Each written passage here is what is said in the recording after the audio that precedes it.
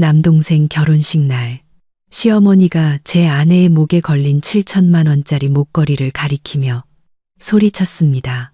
그거 벗어서 당장 동서에게 선물로 줘라. 저는 그 자리에서 아내의 손을 잡고 나와 버렸습니다. 그리고 다음 날 어머니에게서 애원하는 전화가 수십 통이나 걸려왔습니다. 대체 그날 무슨 일이 있었던 걸까요?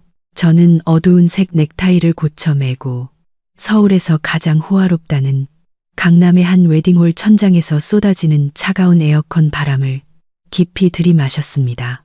머리 위에서는 거대한 크리스탈 샹들리에가 눈부시게 빛나고 있었고 여기저기서 와인잔 부딪히는 소리, 감미로운 클래식 연주 소리, 그리고 수백 명 하객들의 웃음소리가 뒤섞여 어지러울 정도로 화려한 풍경을 만들어내고 있었습니다. 오늘은 제 남동생 민호와 어머니가 입에 침이 마르도록 맘에 들어 하셨던 새동서 유라의 결혼식 날입니다. 집안의 장남으로서 마땅히 기뻐하고 자랑스러워해야 할 날이지만 어쩐지 제 가슴은 불길한 예감으로 무겁게 짓눌려 있었습니다. 마치 이 거짓된 평화로움 뒤에 거대한 폭풍이 몰아치기를 기다리고 있는 것처럼 말입니다. 저는 고개를 돌려 아내 수진을 바라보았습니다. 오늘따라 유난히 아름다웠습니다. 수진은 몸매가 드러나는 검은색 벨벳 원피스를 입고 있었는데 그 덕분에 새하얀 피부와 꾸미지 않아도 우아한 분위기가 더욱 돋보였습니다. 그녀의 목에는 은하수의 꿈이라는 이름의 다이아몬드 플래티넘 목걸이가 반짝이며 수많은 사람들의 시선을 사로잡고 있었습니다. 그것은 결혼 3주년을 기념하여 제가 선물한 것으로 우리가 함께 폭풍우를 헤쳐온 시간의 증표였습니다. 수지는 긴장한 탓인지 차가워진 손으로 제 손을 꽉 잡았지만 저를 바라보는 눈빛에는 여전히 다정함과 신뢰가 가득했습니다. 결혼식은 성대한 의식으로 시작되었습니다. 민호와 유라는 단상 위에서 하객들의 축하와 두둑한 축의금 봉투들을 받았습니다. 어머니 박 여사님은 붉은색 고급 한복을 차려입고 얼굴에 웃음꽃을 활짝 피운 채 하객들을 맞이하느라 분주했습니다. 저와 수진이 결혼할 때와는 달리 집안 배경이 좋은 며느리를 얻었다는 사실에 무척이나 자랑스러워하는 기색이 역력했습니다. 친지들이 선물을 전달하는 순서가 되자 신랑 측 메인 테이블의 분위기는 이상하리만치 긴장감에 휩싸였습니다. 아버지는 늘 그랬듯 체념한 표정으로 조용히 와인만 홀짝이고 계셨습니다. 수지는 핸드백에서 미리 준비해둔 두툼한 봉투를 조심스럽게 꺼냈습니다. 안에는 우리 부부가 상의해서 준비한 현금 300만 원이 들어있었습니다. 수지는 미소를 지으며 두 손으로 봉투를 유라에게 건네며 부드러운 목소리로 말했습니다. 동서, 두 사람의 행복한 앞날을 축복해요. 이건 형님이랑 아주버님이 두 사람 새 출발에 보태쓰라고 드리는 작은 성의예요. 유라는 봉투를 흘깃 쳐다보더니 계산적인 눈빛을 반짝였지만 이내 사교적인 미소로 감추었습니다. 그녀는 봉투를 건네받으며 입으로는 작게 감사하다고 말했지만 두 눈은 수진의 목에 걸린 목걸이에 고정되어 있었습니다. 저는 그 노골적인 탐욕의 시선을 알아차렸습니다. 너무나도 저속하고 천박해서 불쾌하기 짝이 없었죠. 바로 그때 그 어색한 예의를 깨뜨리며 어머니의 날카로운 목소리가 울려 퍼졌습니다. 예, 수진아. 박 여사님은 들고 있던 젓가락을 사기 그릇에 3개 내려놓았습니다. 그 건조한 파여름에 주위 사람들이 모두 깜짝 놀라 돌아보았습니다. 맏며느리라는 애가 그렇게 인색해서 쓰겠니? 내 시동생 평생에 한 번뿐인 결혼식인데 겨우 그 얄팍한 봉투 하나 내미는 게 말이 되니? 누가 보면 우리 집안 망한 줄 알겠다. 수지는 그 자리에 얼어붙었고 입가의 미소는 사라졌습니다. 그녀는 어머니를 바라보았습니다. 동그래진 두 눈에는 당혹감이 가득했습니다. 이렇게 많은 사람들 앞에서 왜 자신이 이런 터무니없는 꾸지람을 들어야 하는지 이해할 수 없다는 표정이었습니다. 제 안에서 피가 끓어오르기 시작했습니다. 제가 수진의 손을 꽉 잡으며 아내를 변호하려던 찰나 어머니가 말을 이었습니다. 목소리는 더욱 날카로워졌습니다. 마치 잘 드는 칼날 같았죠. 어머니는 수진의 얼굴을 손가락으로 가리키며 명령했습니다. 너 당장 목에 걸고 있는 그 목걸이 풀어서 유라한테 선물로 줘라. 오늘 오신 손님들 다 명망 있는 분들이신데 우리 집안에 저렇게 무례하고 인색한 맏며느리 있다고 소문나게 할 셈이야. 테이블 전체가 찬물을 끼얹은 듯 조용해졌습니다. 옆 테이블에서는 수군거리는 소리가 들려오기 시작했습니다. 저는 제 귀를 의심하며 어머니를 바라보았습니다. 지금 이 결혼식 한복판에서 단지 자신의 허황된 체면 때문에 아내에게 가장 소중한 보석을 벗어 동서에게 주라고 강요하고 있는 것입니까? 저는 동생 민호를 쳐다보았습니다. 그 애가 한마디라도 공정한 말을 해주길 바랐습니다. 하지만 민호는 술잔에 고개를 숙인 채 아무것도 듣지 못한 척하며 형수인 수진이 곤경에 처한 것을 외면했습니다. 그리고 유라, 그녀는 전혀 부끄러워하는 기색 없이 오히려 시어머니를 지지하고 기대하는 눈빛으로 쳐다보고 있었습니다. 마치 저 목걸이가 당연히 자기 것이 되어야 한다는 듯이 말입니다. 그 뻔뻔함이 마지막 한 방울이었습니다. 지난 수년간 효라는 이름 아래 잠들어 있던 제 안의 분노라는 괴물을 깨웠습니다. 저는 심호흡을 하며 가슴속에서 치밀어 오르는 분노를 억지로 눌렀지만 분노로 손이 떨리는 것까지는 막을 수 없었습니다. 이것은 단순히 선물을 달라는 요구가 아니었습니다. 이것은 공개적인 모욕이었습니다. 웨딩홀의 화려한 샹들리에 불빛이 마치 제 영혼 구석구석을 비추며 잊었다고 생각했던 기억들을 되살려내는 것 같았습니다. 저는 수진의 목에 걸린 목걸이를 보았습니다. 중앙의 다이아몬드는 정교한 플래티넘 은하수 사이에서 외로운 별처럼 반짝이고 있었습니다. 어머니나 유라에게는 그저 7천만 원짜리 물건, 과시용 장신구일지 모릅니다. 하지만 저와 수진에게 그것은 피와 눈물, 우리가 함께 견뎌온 힘든 청춘의 증거였습니다. 3년 전 제가 처음 사업을 시작했을 때 제 손에 든 것이라고는 열정과 이전의 실패로 인한 막대한 빚뿐이었습니다. 당시 지방의 유복한 집안에서 곱게 자란 수진은 평온한 삶을 포기하고 저를 따라 서울로 올라와 한여름 찜통 같던 좁디 좁은 옥탑방 생활을 감수했습니다. 비가 억수같이 쏟아지던 밤, 낡은 옥탑방 지붕에서 비가 뚝뚝 떨어져 대야를 받쳐놓고 서로를 껴안은 채 천둥 소리를 들으며 잠들었던 밤들이 기억납니다. 밥상엔 늘 나물과 계란 프라이뿐이었지만 다이어트 중이라며 가장 큰 계란 조각을 제 밥 위에 올려주던 아내의 밝은 미소도 기억납니다. 이 은하수의 꿈 목걸이는 아내를 향한 제 약속이자 명예의 맹세였습니다. 저는 하루 18시간, 20시간씩 일하며 과로로 쓰러져 입원까지 하면서 결혼 3주년에 이 선물을 사주기 위해 돈을 모았습니다. 아내가 겪은 고생을 보상해주고 싶었고 제 옆에서 당당히 고개를 들고 걷게 해주고 싶었습니다.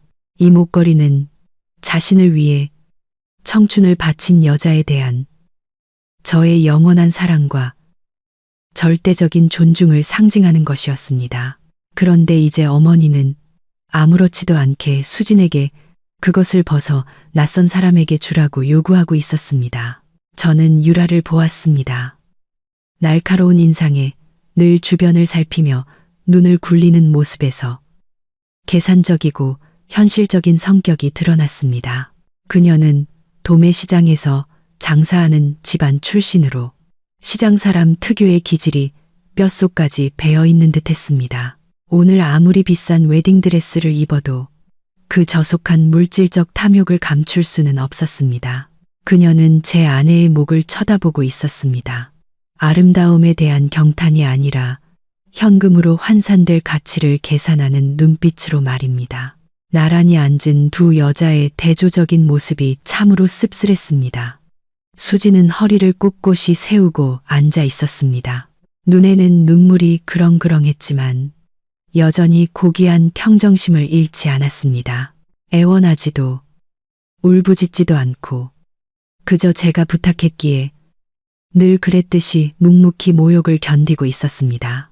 반면 유라는 입가에 만족스러운 미소를 띠고 웨딩드레스 자락을 만지작거리며 이따금씩 시어머니를 쳐다보며 부추기는 듯한 눈빛을 보냈습니다.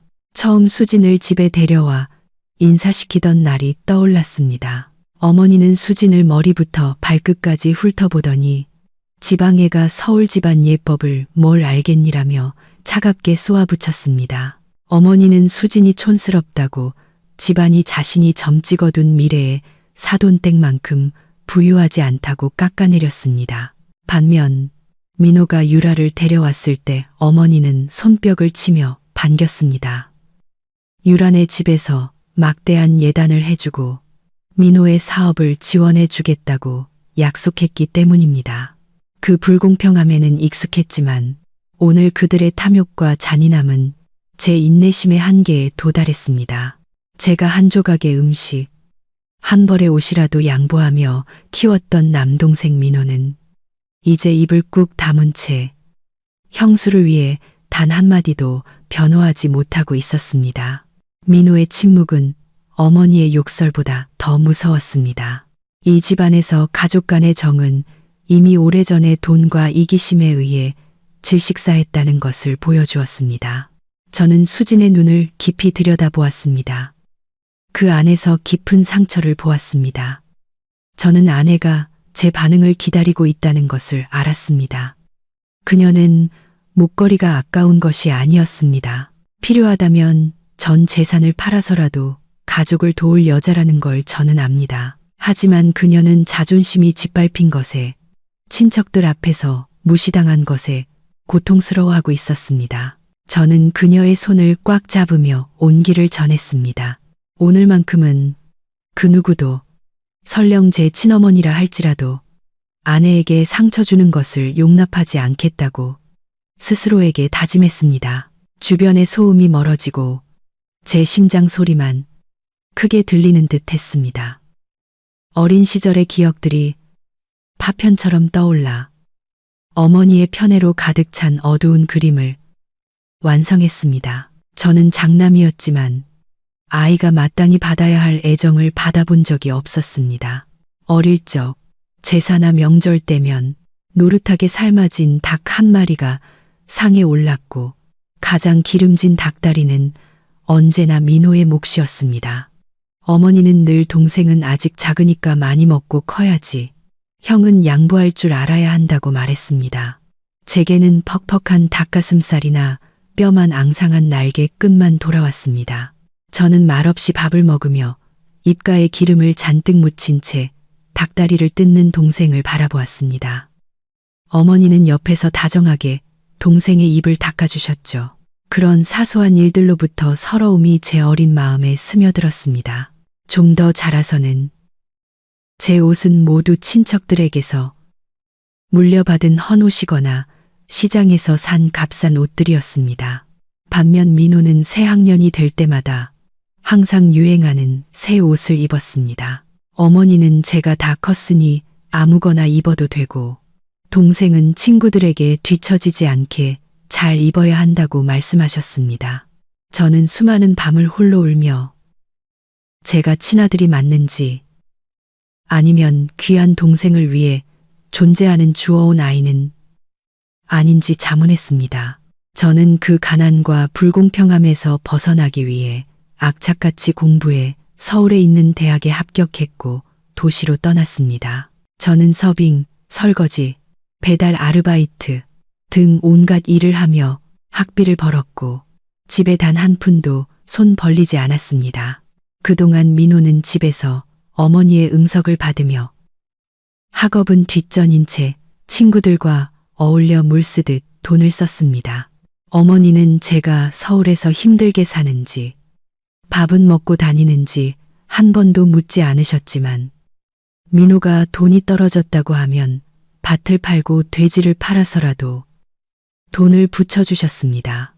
어머니가 수진을 미워하는 더 깊은 이유는 단순히 그녀의 출신 때문만은 아니었습니다. 저는 어머니가 수진을 싫어하는 이유가 수진이 제 가치를 알아봐준 유일한 사람이고 저를 강하고 독립적인 사람으로 만들어 주었기 때문이라는 것을 압니다. 어머니는 늘 순종적이던 맏아들에 대한 통제력을 잃을까 두려워했습니다. 제가 아내 말을 듣고 아내를 사랑하는 것을 어머니는 아내에게 잡혀 산다고 여겼습니다. 어머니는 무조건 고개 숙이고 순종하며 시댁에 헌신하고 특히 부유해서 자신에게 돈을 가져다 줄 며느리를 원했습니다. 수지는 그런 이상형과는 정반대였습니다. 그녀는 독립적이고 경제적으로 자립했으며 무엇보다 자존심이 강했습니다. 시부모님을 존중했지만 불합리한 요구는 절대 받아들이지 않았습니다. 수진의 그런 단호함이 어머니의 눈에 가시였습니다. 어머니는 늘 온갖 핑계를 대며 수진을 깎아내렸습니다. 음식 솜씨가 자기 입맛에 맞지 않는다는 불평부터 수진의 옷차림과 씀씀이를 지적하는 것까지 오늘 목걸이에 대한 터무니없는 요구는 단순한 탐욕이 아니었습니다. 그것은 계산된 심리 공격이었습니다. 어머니는 친척들 앞에서 수진의 길을 꺾고 시어머니로서의 권위를 확립하고 싶었던 겁니다.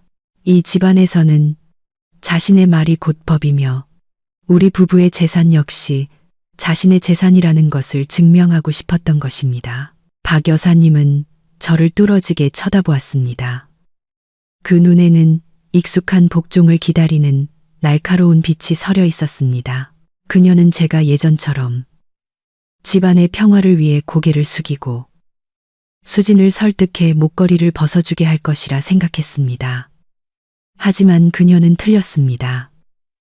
순종적이던 과거의 아들은 이미 죽었습니다. 한 번도 제 차지가 아니었던 닭다리와 함께 퀴퀴한 곰팡내 나던 낡은 옷들과 함께 죽어버렸습니다. 저는 아버지를 보았습니다. 그는 여전히 헐렁한 양복을 입고 다른 곳을 쳐다보며 앉아 있었습니다. 지난 수년간 아버지의 나약함이 어머니의 독선을 키워왔습니다. 이제 아버지를 원망하지 않습니다. 그저 불쌍할 뿐입니다. 아버지 역시 어머니가 세운 비뚤어진 가풍의 또 다른 희생자일 뿐입니다. 저는 다시 수진을 보았습니다. 그녀의 가녀린 어깨가 가늘게 떨리고 있었습니다. 눈물을 필사적으로 참고 있었습니다. 심장이 조여오는 것 같았습니다. 저는 아내를 지켜주고 행복하게 해주겠다고 맹세했습니다. 만약 오늘 제가 침묵한다면 저는 그녀의 남편이 될 자격이 없습니다. 그녀가 제게 바친 사랑과 희생을 받을 자격이 없습니다. 저는 깊은 숨을 들이마시고 자리에서 벌떡 일어났습니다. 의자가 바닥에 끌리는 소리가 귀에 거슬리게 울려 퍼지며 숨 막히는 정적을 깼습니다. 모든 시선이 제게 쏠렸습니다. 어머니는 잠시 놀란 듯 했지만 이내 사나운 표정을 되찾고는 턱을 치켜들며 뭘 할 거냐고 물었습니다. 저는 어머니의 눈을 똑바로 쳐다보았습니다. 더 이상 예전의 두려움이나 망설임은 없었습니다. 저는 또렷하고 단호한 목소리로 마치 총알처럼 파티의 무서운 침묵을 꿰뚫으며 말하기 시작했습니다. 어머니, 그리고 이 자리에 계신 모든 고모, 삼촌, 양가 친지 어르신 여러분, 제 목소리는 낮았지만 쥐 죽은 듯 조용한 홀 전체에 울려 퍼졌습니다. 수진의 손이 제 손을 더 꽉 잡는 것이 느껴졌지만 저는 아내를 돌아보지 않았습니다. 저는 여전히 저를 낳아주셨지만 단 한 번도 진정으로 저를 이해하지 못했던 어머니의 눈을 똑바로 바라보며 말을 이었습니다. 어머니께서는 방금 제 아내가 인색하고 무례하다고 하셨습니다. 그래서 제가 감히 어머니께 3가지 질문을 드리고자 합니다. 첫째, 어머니는 이 목걸이의 진짜 가치가 어디에 있는지 아십니까? 다이아몬드나 비싼 플래티넘에 있는 것이 아닙니다. 그 가치는 저와 수진이 함께 라면을 먹고 보리차를 마시며 사업을 일구기 위해 몸부림쳤던 지난 3년의 청춘에 있습니다. 어머니께서는 이것이 몸 바깥의 물건이라 하셨지만 저에게는 동고동락한 부부의 정을 증명하는 신성한 기념물입니다. 어머니께서 제 아내에게 이것을 동서에게 주라고 강요하시는 것은 어머니 아들의 피와 땀을 짓밟는 것과 같습니다. 박 여사님은 충격에 휩싸여 눈을 동그랗게 뜨고 저를 쳐다보았습니다. 입을 열어 무언가 말하려 했지만 저는 손을 들어 막고는 그동안 쌓였던 울분을 터뜨리듯 말을 쏟아냈습니다. 둘째, 시어머니의 권한에 대해 여쭙고 싶습니다. 어머니께서는 며느리를 가르칠 권리는 있으시지만 자신의 체면을 위해 자식의 사유재산을 빼앗을 권리는 없습니다. 제 아내는 돈 찍어내는 기계도 아니고 어머니께서 원하실 때마다 마음대로 가져갈 수 있는 보물창고도 아닙니다. 사돈댁에 잘 보이고 싶으셨다면 왜 어머니 돈으로 선물을 사주시지 않고 맏며느리에게 자신의 기념품을 희생하라고 강요하십니까? 이것이 공평하다고 생각하십니까? 시어머니라는 두 글자에 부끄럽지 않으십니까? 저는 유라를 쳐다보았습니다. 그녀는 이제 얼굴이 새하얗게 질려 있었습니다. 아까의 의기양양한 미소는 사라지고 두려움과 당혹감만이 남아 있었습니다. 저는 공격의 방향을 그 귀한 동서에게로 돌렸습니다. 그리고 유라 씨, 이 집에 발들인 지 하루도 안 돼서 그 끝없는 탐욕을 드러내시는군요. 형님 목걸이를 대체 어떤 눈으로 쳐다본 겁니까? 좋은 장신구가 갖고 싶으면 남편, 그러니까 민호한테 사달라고 하세요. 감히 다른 사람의 물건을 넘보는 생각은 꿈에도 하지 마십시오. 이 집이 재벌가는 아니더라도 지켜야 할 가풍이라는 게 있습니다. 집안 식구 물건이나 빼돌리려는 며느리는 받아들일 수 없습니다. 홀 전체가 웅성거리기 시작했습니다. 여기저기서 속삭이는 소리가 점점 커졌습니다. 어떤 이는 고개를 끄덕이며 동의했고 어떤 이는 제가 일을 크게 만든다며 혀를 찼습니다. 하지만 저는 신경 쓰지 않았습니다. 제가 지금부터 말할 세 번째, 가장 중요한 것이 남아 있었기 때문입니다.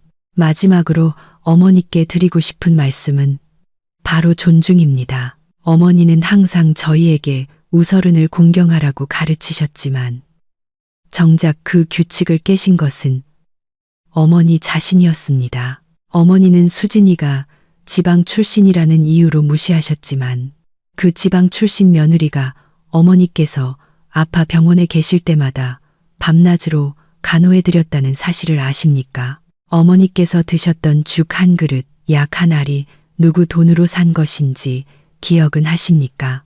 아니면 그저 민호가 손 벌려 타가던 돈만 기억하십니까?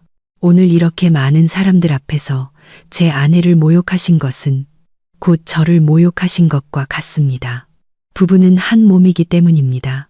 누구든 제 아내를 건드리는 것은 제 명예를 건드리는 것입니다. 제 말이 끝나자 홀 안의 공기는 얼어붙는 듯 했습니다. 어머니는 분노로 얼굴이 새빨개지고 숨을 헐떡였습니다. 늘 순하고 유순하던 아들이 오늘 이 성대한 결혼식 한복판에서 집안의 민낯을 드러낼 줄은 꿈에도 몰랐을 겁니다. 어머니는 떨리는 손으로 저를 가리키며 분노에 찬 목소리로 외쳤습니다. 네가 감히 네 어미한테 그따위로 말대꾸를 해. 내가 너를 어떻게 키웠는데 이제 와서 날 물어뜯어. 이 불효자식, 저 여우 같은 연말에 홀려서 이 집안을 망치려는 거지. 그렇지? 자신을 여우라고 부르는 시어머니의 말에 수진의 눈에서 눈물이 터져 나왔습니다. 그녀가 무언가 해명하려 했지만 저는 그녀를 제 등 뒤로 끌어당겨 어머니의 분노로부터 보호했습니다. 저는 어머니를 바라보았습니다. 이제 눈에는 한 줌의 애정도 남지 않았고 쓰라린 실망감만이 가득했습니다. 저는 누구 편도 들지 않습니다. 그저 옳은 편을 들 뿐입니다. 아내를 보호하는 것이 불효라면 그 불효자식이라는 이름 제가 받겠습니다. 하지만 저는 아내가 억압당하는 것을 보고도 아무 말 못하는 비겁하고 나약한 남편이 되느니 차라리 불효자식이 되겠습니다. 저는 여전히 고개를 숙인 채 하얀 테이블보만 구기고 있는 동생 민호를 쳐다보았습니다. 그리고 너, 민호, 넌 남자고 오늘 결혼식의 주인공이야. 그런데 엄마가 이렇게 난동을 부리게 내버려 두고 네 아내가 형수에게 탐욕스럽게 구는 걸 보고만 있어. 부끄럽지도 않니? 침묵은 곧 악에 동조하는 거야. 넌 정말 비겁하다. 동생아, 너한테 실망했다. 민호는 고개를 들어 저를 보았습니다. 그의 눈빛이 심하게 흔들렸습니다. 무언가 말하려다가도 겁먹은 눈으로 어머니를 쳐다보더니 다시 고개를 숙여 비겁한 침묵을 이어갔습니다. 민호의 그 행동은 제가 그동안 쌓아 올리려 노력했던 형제의 마침표를 찍는 것과 같았습니다. 박 여사님은 이제 폭발하는 화산과도 같았습니다. 그녀는 테이블을 치며 일어섰고 그 바람에 와인잔이 엎어져 하얀 테이블보 위로 붉은 와인이 피처럼 번져나갔습니다. 닥치지 못해 내가 말하지 말랬지. 아주 잘나셨어. 컸다고 이제 이 집안을 우습게 봐. 아내를 머리 위에 이고 살면 만수무강이라도 할 것 같아. 똑똑히 들어도 오늘 네 마누라가 저 목걸이를 벗어서 동서에게 주지 않으면 너희 부부는 이 문 밖을 나갈 생각도 말고 다시는 나를 엄마라고 부르지도 마. 어머니의 협박은 제 얼굴에 찬물을 끼얹는 것과 같았습니다. 하지만 이상하게도 그 덕분에 저는 그 어느 때보다 정신이 맑아졌습니다. 저는 제 앞에 서 있는 분노로 얼굴이 일그러지고 화장이 번진 여자를 보았습니다. 그녀는 참으로 불쌍하면서도 무서웠습니다. 그녀는 모성애를 이용해 저를 감정적으로 협박하고 보석 하나 때문에 아들과 연을 끊을 준비가 되어 있었습니다. 저는 씁쓸하고 고통스러운 미소를 지었습니다. 호란을 둘러보며 하객들의 호기심 어린 시선을 마주했습니다. 그들은 무료 비극을 관람하고 있었고 제 가족은 그 무대의 배우들이었습니다. 저는 다시 어머니를 보며 전례 없이 차갑고 단호한 목소리로 말했습니다. 저와 연을 끊고 싶으시다고요? 좋습니다. 어머니께서 핏줄보다 그 허황된 체면을 더 중시하신다면, 맏며느리를 언제든 짓밟아도 되는 나무로 여기신다면 저 또한 남이 되도록 허락해 주십시오. 호란의 웅성거림이 순식간에 뺏었습니다. 모두가 숨을 죽이고 제 다음 말을 기다렸습니다. 저는 수진의 손을 꽉 잡고 마치 주권을 선언하듯 모든 사람 앞에서 맹세하듯 높이 들어 올렸습니다.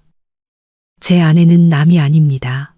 그녀는 제 평생의 동반자이며 제 인생의 마지막까지 함께할 사람입니다. 만약 이 가족에 그녀를 위한 자리가 없다면 저를 위한 자리도 없는 것입니다. 이런 치욕과 함께 해야 한다면 우리 부부는 맏며느리, 장남이라는 허울뿐인 이름 따위는 필요 없습니다. 저는 아버지, 민호, 그리고 유라를 마지막으로 쳐다보았습니다. 제 시선이 이제는 낯설게 느껴지는 익숙한 얼굴들을 차례로 훑었습니다. 오늘은 민호의 결혼식 날인데 분위기를 망치고 싶지는 않았습니다. 하지만 이 잔치상은 경멸과 계산으로 가득 차 있어 우리 부부는 도저히 삼킬 수가 없습니다. 이 자리는 가족분들께서 원하시는 그 고상하고 품격 있는 모습을 마음껏 뽐내시도록 남겨두고 떠나겠습니다. 두 사람, 백년해로 하길 바란다. 서로에게 부끄럽지 않게 돈 때문에 사람 사이의 정을 저버리지 말고 살아라. 말을 마친 저는 아버지께 깊이 고개를 숙였습니다. 나약했던 아버지를 향한 슬픈 작별 인사였습니다. 그리고 저는 등을 돌려 수진의 손을 잡고 걸어 나갔습니다. 수진은 여전히 울고 있었지만 발걸음은 한결 단단해져 있었습니다. 그녀는 제게 몸을 바짝 기댄 채 모든 것을 남편에게 맡기고 있었습니다. 박 여사님은 제가 정말로 떠나리라고는 믿지 못하는 듯 했습니다. 그녀는 잠시 얼어붙었다가 이내 미친 듯이 뒤따라오며 온갖 욕설을 퍼부었습니다. 이 버르장머리 없는 놈. 가버려. 내 눈앞에서 사라져. 너 같은 자식 둔 적 없다. 그년 따라갈 거면 다시는 이 집에 발들일 생각도 마. 이 배은망덕한 놈아.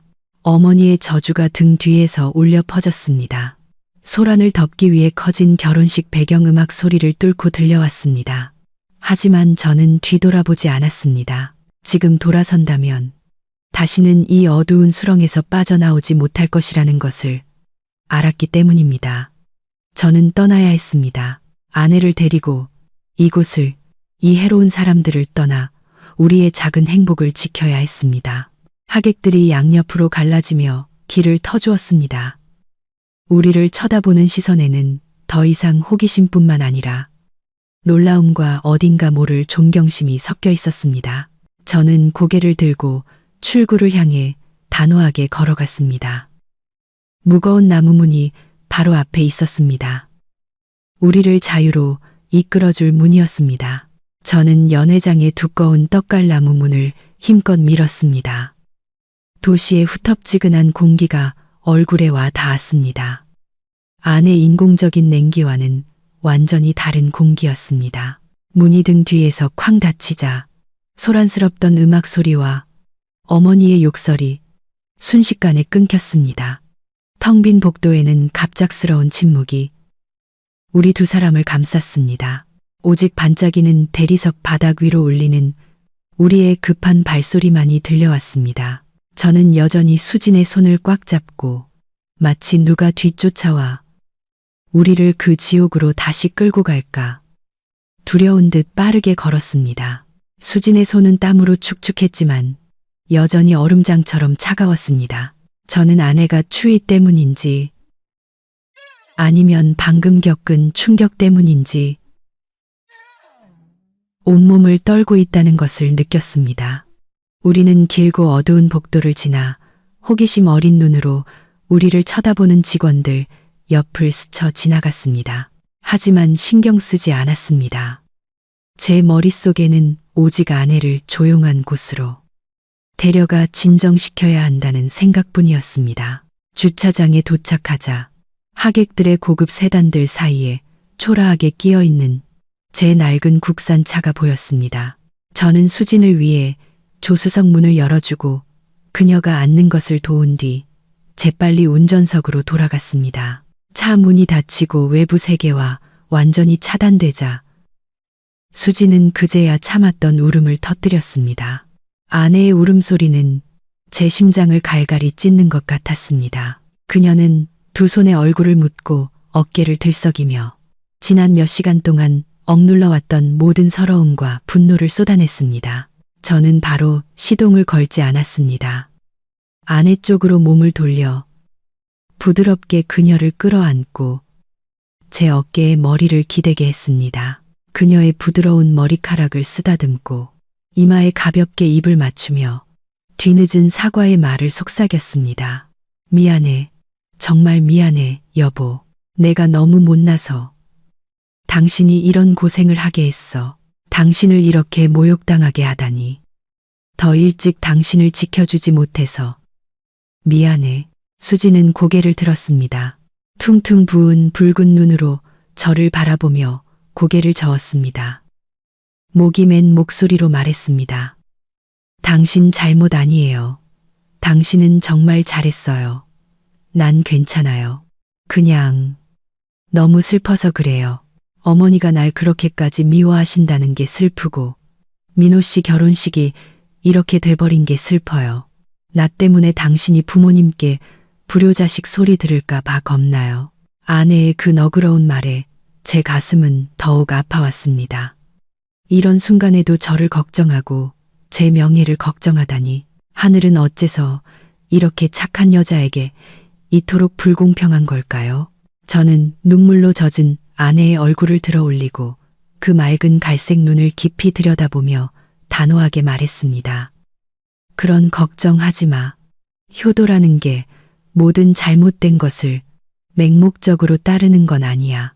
나는 효도라는 이름으로 내 아내를, 내 자존심을 팔아넘길 수 없어. 이제부터 그 누구도, 그게 누구든 간에 당신에게 상처 주게 놔두지 않을 거야. 우리는 이제 우리만의 인생을 살 거야. 누구의 눈치도 보지 않고.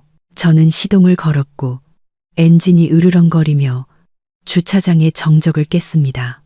차는 큰 길로 빠져나가 번잡한 도시의 인파 속으로 섞여 들어갔습니다. 노란 가로등 불빛이 슬로우 모션 필름처럼 차창을 스쳐 지나갔습니다. 룩미러를 통해 보니 화려했던 웨딩홀 건물이 점점 멀어지다 마천루 뒤로 완전히 사라졌습니다. 이상하리만치 가벼운 기분이 저를 감쌌습니다. 저는 방금 수년간 짊어지고 있던 천근만근의 짐을 벗어던진 것입니다. 가족과의 해로운 족쇄를 끊어버렸습니다. 그 대가로 저는 제 인생에서 가장 소중한 여자를 지켜냈습니다. 집으로 돌아오는 길, 우리는 아무 말도 하지 않았습니다. 하지만 이 침묵은 결혼식장에서의 그것처럼 무겁고 답답하지 않았습니다. 그것은 이해와 공감의 침묵이었습니다. 수지는 울음을 그치고 차창에 머리를 기댄 채 화려한 도시의 불빛을 멍하니 바라보고 있었습니다. 아내의 손이 기어 레버 위에 놓인 제 손을 찾아와 가볍게 쥐었습니다. 저도 아내의 손을 잡고 열 손가락을 단단히 깍지 꼈습니다. 아내의 온기가 제게 전해져 상처투성이인 제 마음을 따뜻하게 해주었습니다. 내일부터 폭풍이 몰아칠 것을 압니다. 사람들의 뒷담화, 비난하는 전화, 친척들의 압박이 우리를 덮칠 것입니다. 하지만 저는 두렵지 않습니다. 수진만 곁에 있다면, 우리가 한 마음이라면 그 어떤 풍파도 우리를 쓰러뜨릴 수 없을 것입니다. 저는 그렇게 믿습니다. 차는 우리를 작지만 평화로운 보금자리로 데려다 주었습니다.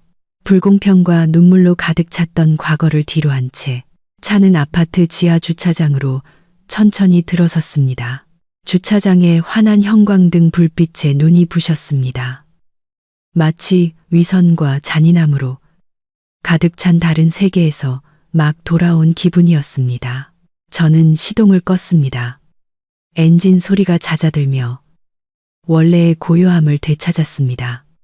저는 수진을 돌아보았습니다. 그녀는 여전히 앞을 멍하니 바라보며 앉아 있었습니다. 제 손을 놓으면 모든 것이 무너질까 두려운 듯 꽉 잡고 있었습니다. 집에 다 왔어. 여보. 제가 부드럽게 어깨를 흔들며 불렀습니다. 수지는 깜짝 놀라 저를 돌아보더니 이내 평소의 다정한 모습으로 돌아왔습니다. 그녀는 고개를 끄덕이며 희미하지만 절대적인 신뢰가 담긴 미소를 지었습니다. 우리는 함께 차에서 내려 엘리베이터에 탔습니다. 우리 둘만 있는 좁은 엘리베이터 공간이 이상하게 따뜻하게 느껴졌습니다. 저는 수진의 허리를 감싸 안고 제게 바짝 끌어당겼습니다. 그녀는 제 가슴에 머리를 기댄 채 제 심장 소리를 들었고 저는 그것이 지금 그녀에게 가장 평온한 곳이라는 것을 알았습니다. 현관문이 열리자 익숙한 레몬그라스 아로마, 오일 향기가 우리를 맞았습니다. 이곳은 우리 부부가 한 푼, 두 푼 모아 장만한 매일 함께 행복을 가꾸는 우리의 보금자리였습니다. 집에 들어서자마자 수지는 하이힐을 벗었습니다. 맨발이 시원한 나무 바닥에 닿자 그녀는 가볍게 몸을 떨었습니다. 그녀는 침실로 곧장 들어가 침대 가장자리에 앉아 조용히 은하수의 꿈 목걸이를 목에서 풀었습니다. 침실 등 불빛이 다이아몬드에 비쳐 차갑지만 반짝이는 빛을 뿜어냈습니다. 가시나 다이아몬드. 수지는 한참 동안 그것을 바라보다가 조심스럽게 붉은 벨벳 상자에 넣었습니다. 마치 귀중한 기념품을 다루듯 상자 표면을 쓰다듬었습니다. 저는 문틀에 기댄 채 조용히 그녀를 지켜보았습니다. 그녀가 무슨 생각을 하는지 알았습니다. 그녀는 목걸이의 물질적 가치를 아쉬워하는 것이 아니라 그것이 방금 목격해야 했던 일들, 어머니가 그것에 더 쉬운 독한 말들 때문에 마음 아파하는 것이었습니다. 저는 그녀 곁으로 다가가 앉아 가녀린 어깨를 감싸 안았습니다. 수지는 제 가슴에 얼굴을 묻고 다시 울기 시작했습니다. 이번에는 차 안에서처럼 통곡하는 것이 아니라 마음 깊은 곳에서부터 터져 나오는 고통스러운 흐느낌이었습니다. 그녀의 뜨거운 눈물이 제 셔츠를 적셨습니다. 저는 아무 말 없이 그녀의 머리를 쓰다듬으며 그녀가 모든 슬픔을 쏟아내도록 내버려 두었습니다. 지금이 그녀가 가장 약해진 순간이자 저를 가장 필요로 하는 순간이라는 것을 알았기 때문입니다. 어머니는 왜 그렇게 저를 미워하시는 걸까요? 제가 뭘 잘못했죠? 저는 좋은 며느리가 되려고 정말 노력했어요. 그런데 왜 어머니 눈에는 제가 여전히 남이고 돈만 밝히는 사람으로 보이는 걸까요? 수진의 질문이 칼날처럼 제 심장을 찔렀습니다. 저는 눈물 젖은 그녀의 얼굴을 들어 붉게 충혈된 눈을 깊이 들여다보았습니다. 당신은 아무 잘못 없어. 잘못한 건 어머니야. 그리고 나. 이 편견 가득한 집안이야. 당신은 내가 만난 사람 중에 가장 멋진 여자야. 어머니가 당신을 미워하는 건 당신의 가치를 이해하지 못해서 돈에 눈이 멀어서 그래. 절대로 자책하지 마. 여보. 수지는 흐느끼며 고개를 끄덕였습니다. 그녀는 손으로 눈물을 닦으며 저를 안심시키려 애써 미소를 지었습니다. 알았어요. 그냥 조금 서러워서 그랬어요. 이제부터는 그런 말 신경 쓰지 않을래요. 저한테는 당신과 우리 이 작은 가정이면 충분해요. 저는 그녀의 이마에 입을 맞추었습니다. 모든 사랑과 존중을 담은 입맞춤이었습니다. 맞아. 우리에겐 서로만 있으면 돼. 약속할게. 이제부터 이 보금자리를 내가 지킬 거야. 그 누구도, 설령 누구라 할지라도 우리 평화를 침범하지 못하게 할 거야. 그날 밤 우리는 손을 잡고 나란히 누웠습니다. 수지는 피곤함에 지쳐 잠이 들었고 규칙적인 숨소리가 제 목덜미를 간지렸습니다. 저는 잠 못 이루고 천장을 바라보며 일어난 일들과 앞으로 일어날 일들에 대해 생각했습니다. 이 싸움은 이제 막 시작되었을 뿐이라는 것을 알았지만 수진을 품에 안고 있으니 모든 것에 맞설 힘이 생기는 것 같았습니다. 저는 옳은 것을 위해, 진정한 행복을 위해 싸우고 있다는 것을 알았기 때문입니다. 벽시계가 자정을 가리키고 있었습니다. 아파트 안은 창문 틈으로 새어 들어오는 바람 소리가 들릴 정도로 고요했습니다. 수지는 깊이 잠들어 있었고 얼굴에는 여전히 피곤한 기색이 남아 있었지만 걱정으로 찌푸렸던 미간은 펴져 있었습니다. 저는 조심스럽게 침대에서 빠져나와 물 한 잔을 마시기 위해 거실로 나갔습니다. 극도의 긴장감 끝에 목이 바싹 말라 있었습니다. 시원한 물을 한 모금 마시자마자 테이블 위에 놓아둔 휴대폰이 어둠 속에서 환하게 빛나며 격렬하게 울리기 시작했습니다. 날카로운 벨 소리가 밤의 정적을 깼습니다. 화면에는 어머니라는 두 글자가 선명하게 떠 있었습니다. 저는 미간을 찌푸렸습니다. 받고 싶지 않았지만 벨 소리는 마치 끝까지 저를 추격할 기세로 끈질기게 울려댔습니다. 수진이 깰까 두려워 저는 휴대폰을 들고 베란다로 나가 전화를 받았습니다. 휴대폰을 귀에 대자마자 어머니의 고함 소리가 고막을 찢을 듯 울려 퍼져 저는 기기를 귀에서 조금 떼어야 했습니다. 이민준, 너 아주 잘났다. 감히 네 아버지랑 민호 번호까지 차단해.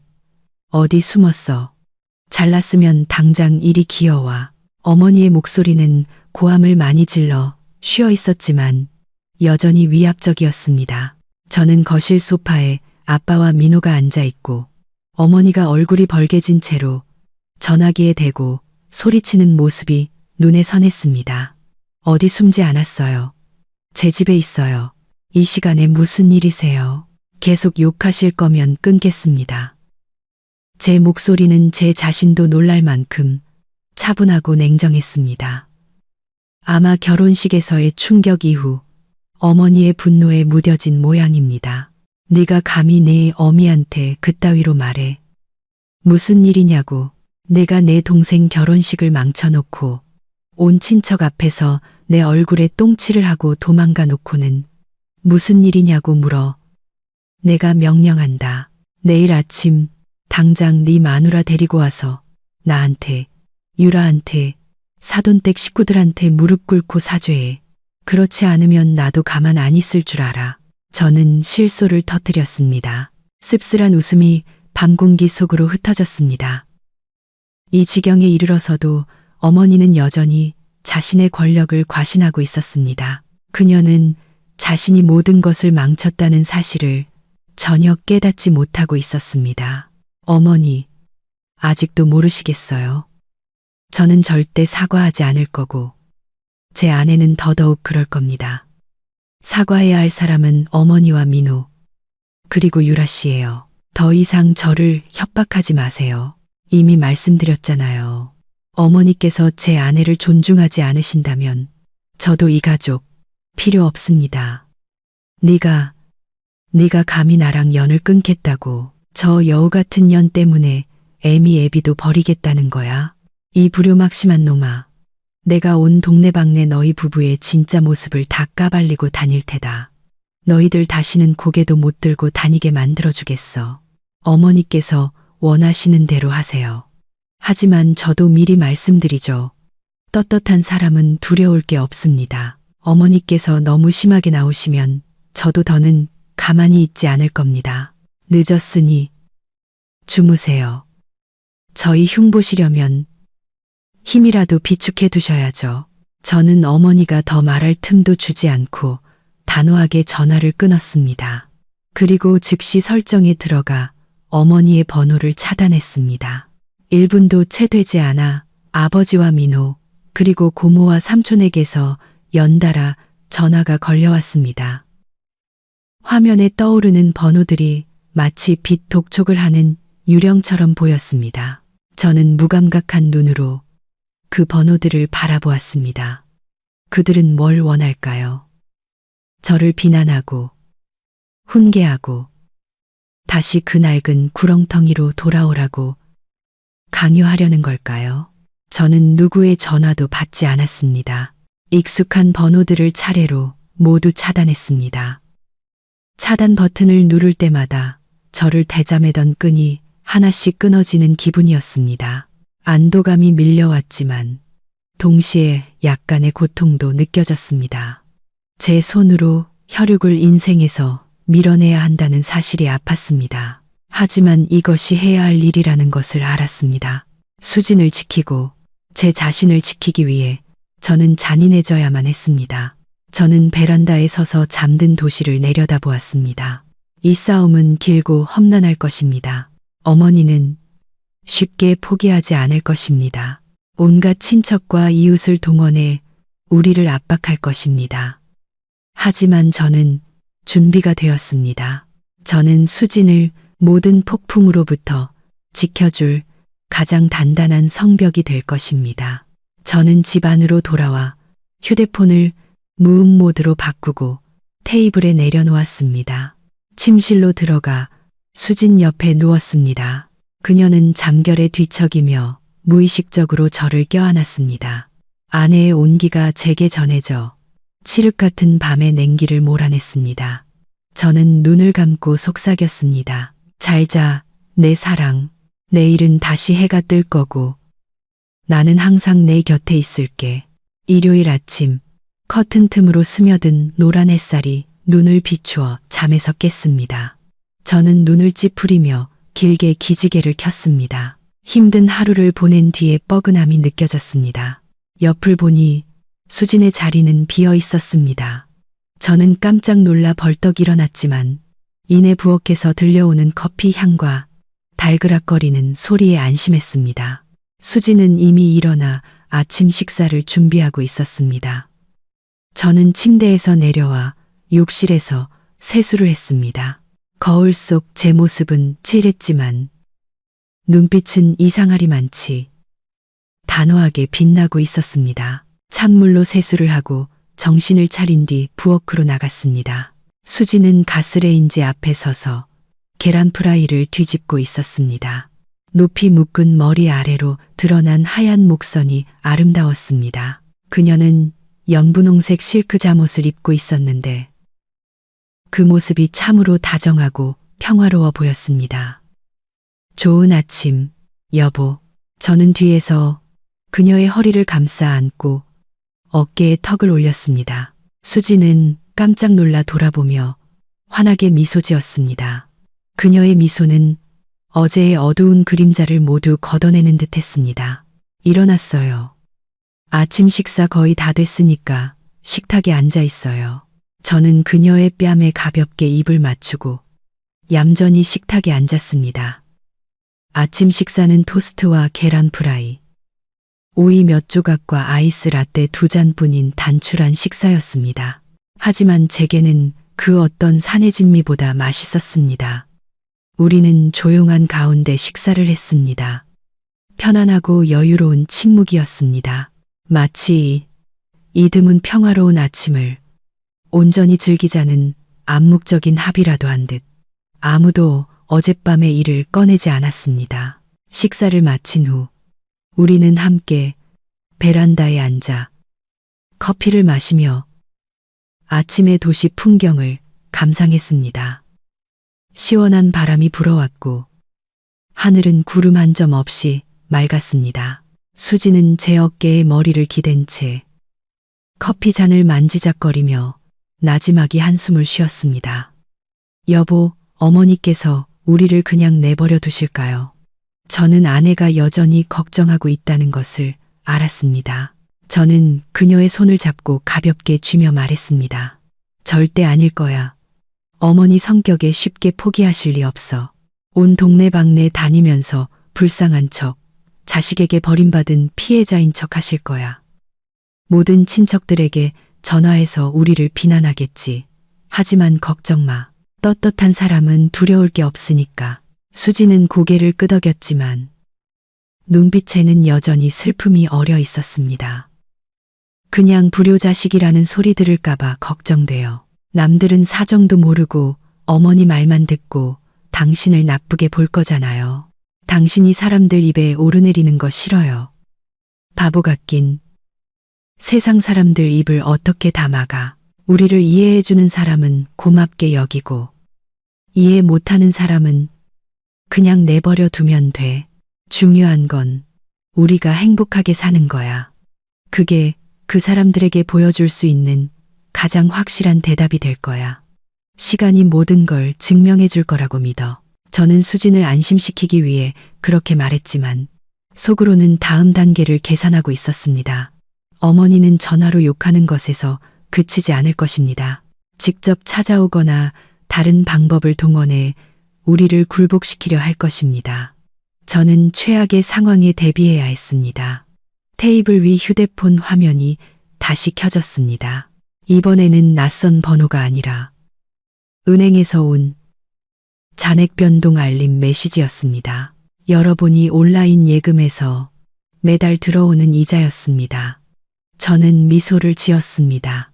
적어도 경제적으로 우리는 완전히 독립적이고 안정적이었습니다. 그것이 가족이라는 풍파 앞에서 우리를 굳건히 지켜줄 가장 큰 무기였습니다. 오늘 초인종은 꺼두는 게 좋겠어. 어머니나 민호가 찾아와도 그냥 무시하자. 주말까지 쓸데없는 싸움으로 망치고 싶지 않아. 수지는 잠시 망설이는 눈치더니 이내 고개를 끄덕였습니다. 네, 당신 말대로 할게요. 오늘은 온전히 우리 둘만의 시간을 보내요. 오랜만에 영화나 한 편 볼까요? 좋은 생각이야. 내가 영화 고를게. 우리는 집으로 들어가 커튼을 치고 휴대폰을 모두 끈 채 영화의 세계에 빠져들었습니다. 그 짧은 몇 시간 동안 우리는 문 밖의 잔인한 현실을 잊었습니다. 영화 속 인물들과 함께 웃고 울었습니다.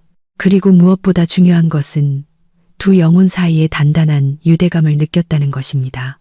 폭풍 전의 고요함은 언제나 아름답고 소중한 법입니다. 바로 저 문 밖에서 폭풍이 몰아치기를 기다리고 있다는 것을 알았지만 저는 두렵지 않았습니다.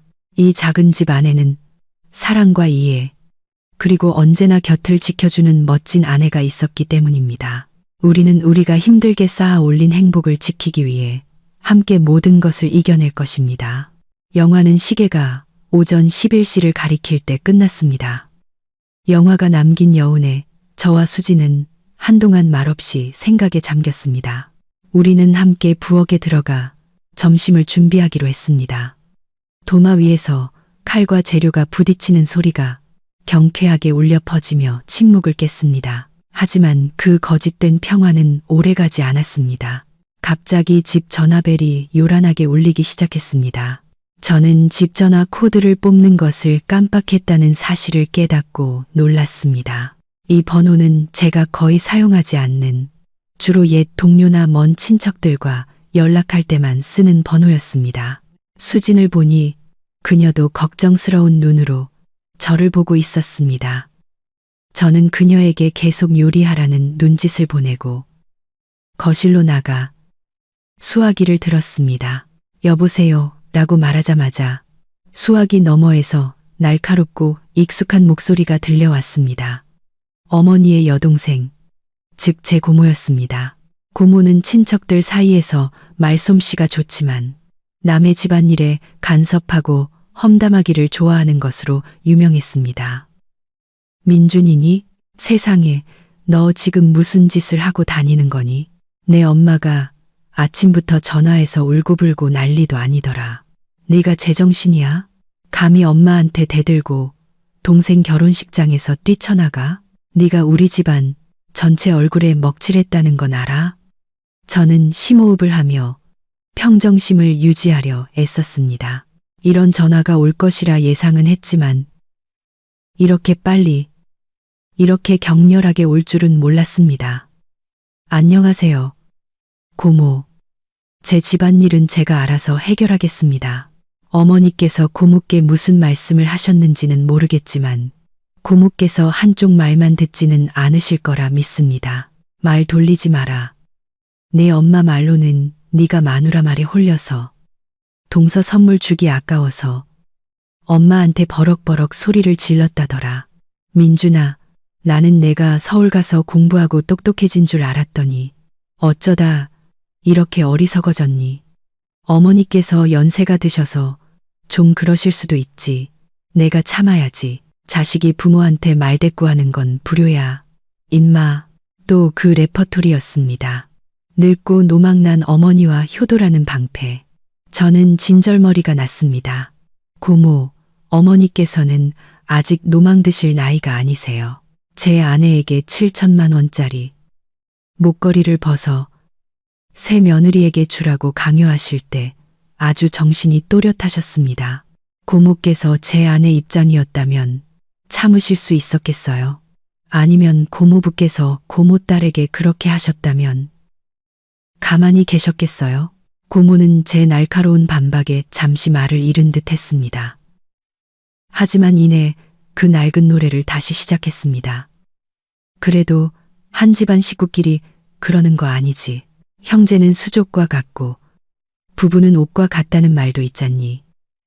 그 목걸이 하나가 내 친동생과의 정보다 중요해.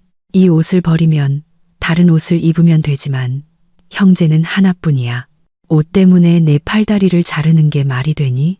고모의 그 말은 마지막 한 방울이었습니다. 제 안의 분노를 폭발시켰습니다. 그것은 수많은 세대의 잠재의식 속에 깊이 뿌리 박힌 여성을 경시하고 혈연을 맹목적으로 숭배하는 해로운 사상이었습니다. 저는 수화기를 쥔 손에 힘을 주며 차갑고 단호한 목소리로 말했습니다. 고모, 똑똑히 들으세요. 제 아내는 입다가 실증나면 벗어버리는 옷이 아닙니다. 제 아내는 제 인생 끝까지 함께할 사람이고 제 아이들의 어머니가 될 사람입니다.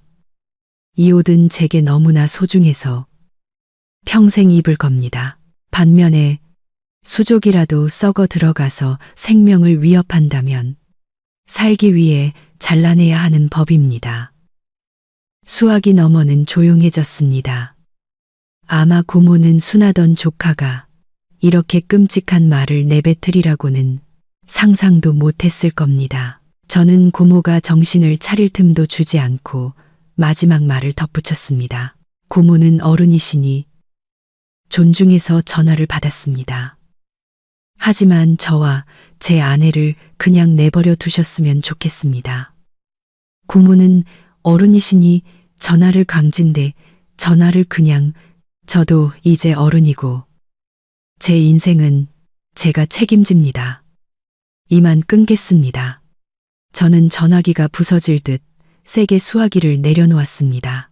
거실에는 건조한 소음만이 울렸습니다. 저는 그 자리에 서서 숨을 헐떡였습니다. 어느새 부엌 문 앞에 서 있던 수진이 눈물을 글썽이며 저를 보고 있었습니다. 그녀는 다가와 뒤에서 저를 부드럽게 껴안고 제 등에 얼굴을 묻었습니다. 저는 돌아서서 아내를 꽉 껴안았습니다. 아내의 온기가 제 안의 분노를 녹여주었습니다. 방금 친척들 사이에 또 다른 지진을 일으켰다는 것을 알았지만 후회하지 않았습니다.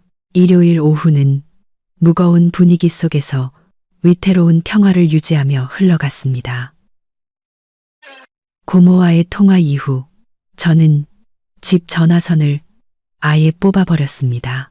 우리 부부는 함께 집을 청소하고 베란다 화초에 물을 주며 즐거움을 되찾으려 노력했습니다. 하지만 마음속 깊은 곳에서는 진짜 폭풍은 아직 오지 않았다는 것을 둘 다 알고 있었습니다. 오후 4시경 햇살이 옅어질 무렵 갑자기 초인종이 요란하게 울리며 오후의 정적을 깼습니다. 보통의 정중한 초인종 소리가 아니라 문을 쾅쾅 두드리는 소리와 함께 쉴 새 없이 눌러대는 소리였습니다.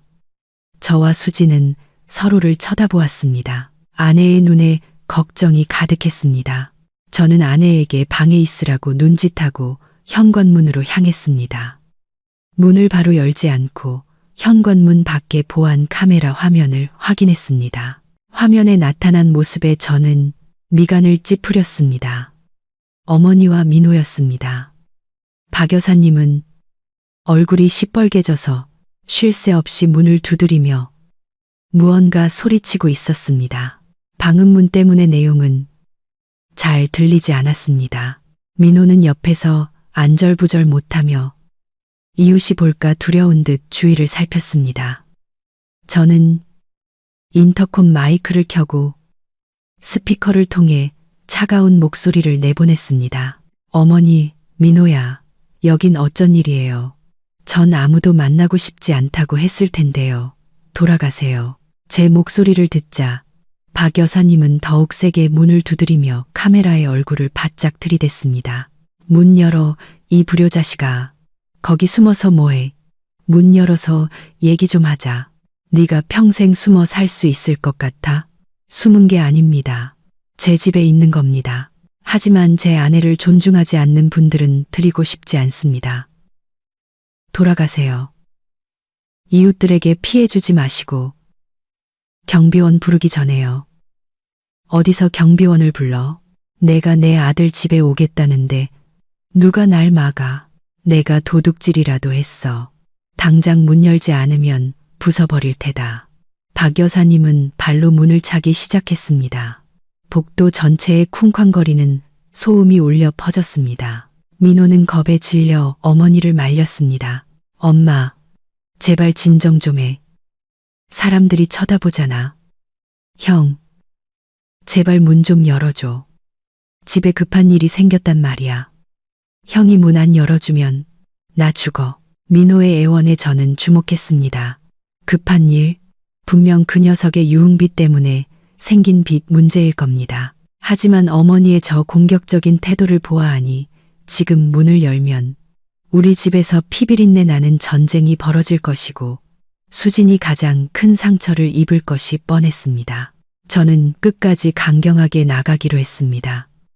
무슨 일이든 인터콤으로 말해. 문 안 열 거야. 엄마 데려와서 나 압박할 생각 마. 난 이미 가족이랑 연 끊었다고 했어. 내 일에 더는 관심 없어. 형, 어떻게 그렇게 모질어. 내가 형 친동생이잖아.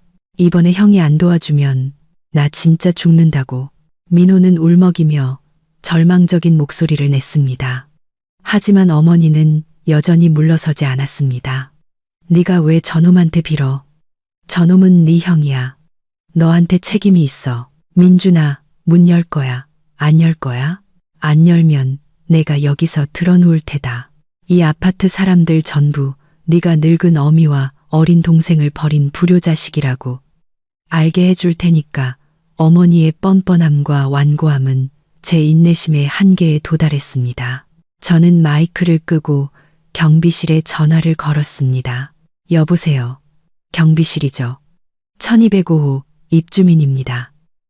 지금 낯선 두 사람이 저희 집 앞에서 소란을 피우고 문을 부수려고 해서요.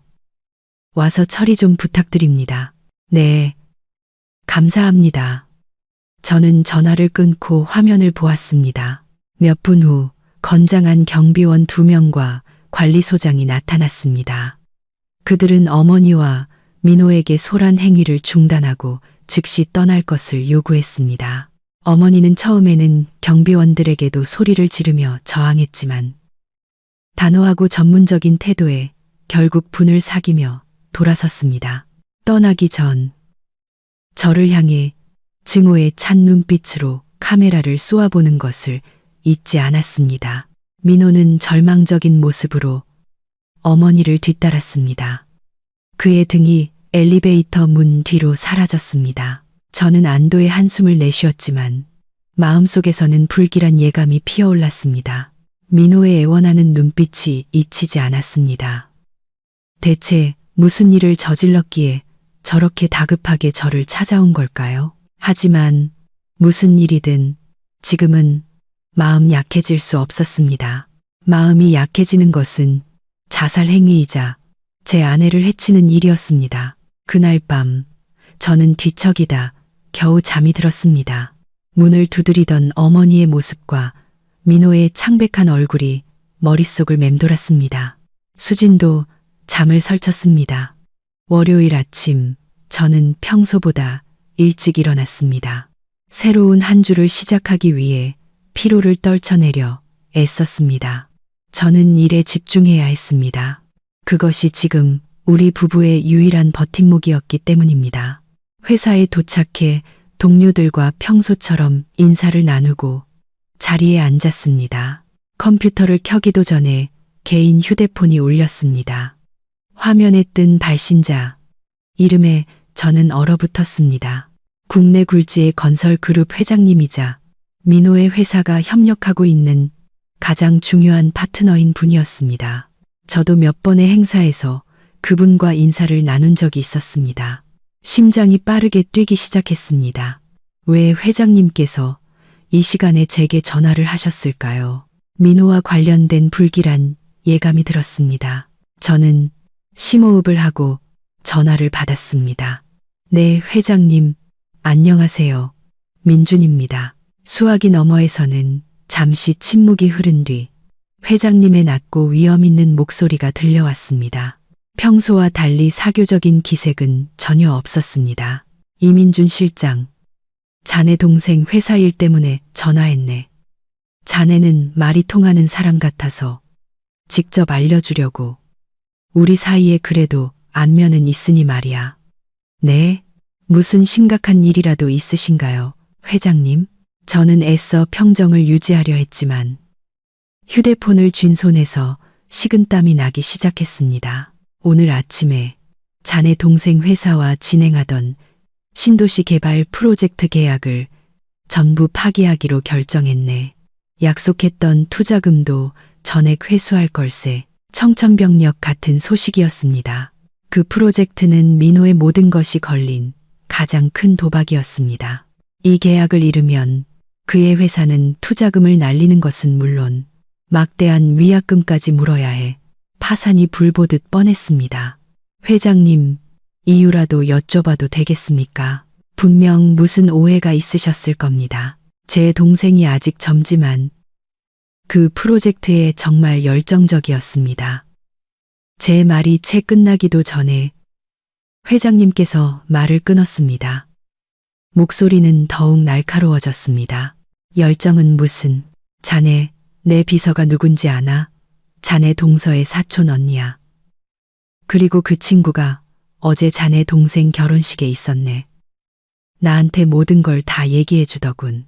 저는 말문이 막혔습니다. 회장님의 눈과 귀가 바로 그 결혼식장에 있었고 우리 가족의 비극을 모두 목격했던 것입니다. 이 실장, 내가 수십 년 사업하면서 가장 중요하게 생각하는 게 신의와 인성이야.